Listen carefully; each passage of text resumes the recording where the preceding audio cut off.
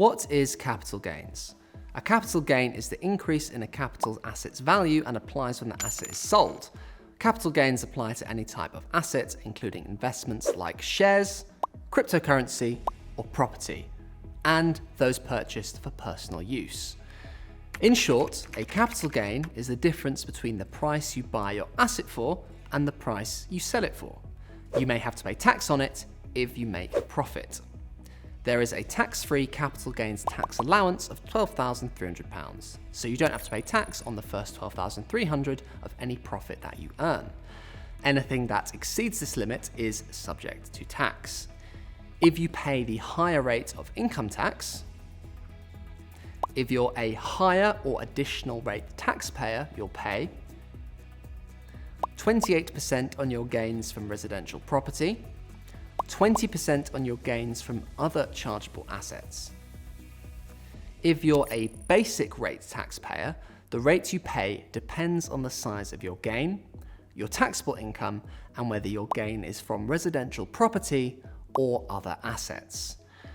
Work out how much taxable income you have. This is your income minus your personal allowance and any other income tax reliefs that you're entitled to.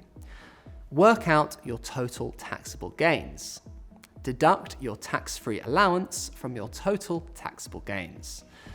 Add this amount to your taxable income. If this amount is within the basic income tax band, you'll pay 10% on your gains, or 18% on the residential property. You'll pay 20% or 28% on the residential property of any amount above the basic tax rate.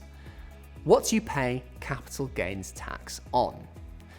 You pay capital gains tax on the gain when you sell most personal possessions worth £6,000 or more, apart from your car, property that's not your main home if you've let it out, used it for business, or it's very large, shares that are not an ISA or PEP, business assets.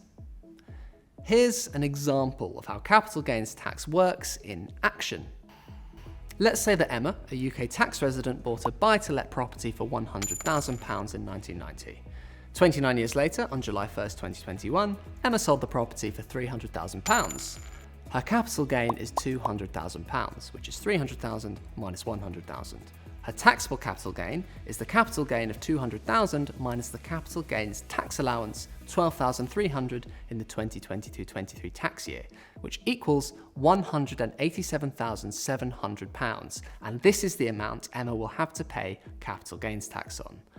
If you sell an asset for less than you bought it for, you make what is called a capital loss or offsetting, which you can actually use to pay less tax.